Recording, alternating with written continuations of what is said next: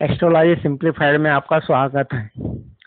आज हम चर्चा कर रहे हैं कि अगर जातक को वैवाहिक परेशानियां उत्पन्न हो रही है, वैवाहिक जीवन में कष्ट हो रहे हैं, बहुत प्रॉब्लम हो रहे हैं, तो जातक को अपनी कुंडली के अनुसार ग्रहों के उपाय करना चाहिए। पहले तो जातक को लग्न और लग्नेश को बलवान करना चाहिए, पंचम भाव पंचमेश को बलवान करना चाहिए, क्योंकि लग्न और पंचम स्थान बलवान होने पर आपको वैवाहिक जीवन में जो प्रॉब्लम हो रही है उसमें कमी आ सकती है।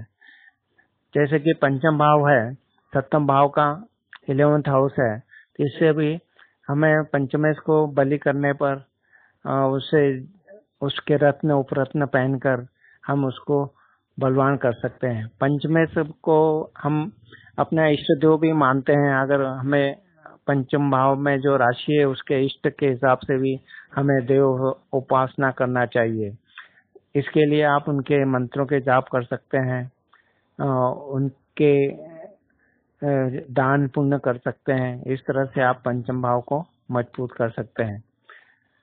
अगर आपको साथ साथ में भाग्य भाव है, उसको भी अगर मजबूत किया जाए तो भी हम हमारे जीवन में वैवाहिक जीवन में आने वाली परेशानियों को हम कम कर सकते हैं। तो सप्तमेश मार्केश होता है, इसलिए इसके रत्न वगैरह नहीं धारण करना चाहिए, परंतु सप्तम भाव की जो राशि है उसके लिए हमें उस ग्रह की देवता का पूजन करना चाहिए, उसके मंत्र जाप करना चाहिए। इसलिए सप्तम भाव के राशि के हिसाब से हमें उसके प्रभाव को कम करना चाहिए।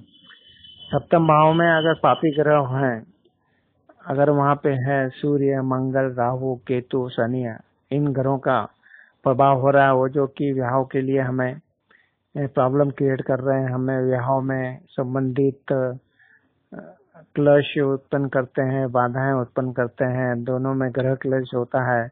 अतः इसलिए इन पृथकतावादी ग्रहों का हमें, अगर वो सप्तम भाव पे दृष्टि डाल रहे हैं, युति कर रहे हैं, तो उनको कुप्रभाव को कम करने के लिए देव उपासना करना चाहिए, मंत्रों के उपचार करना चाहिए।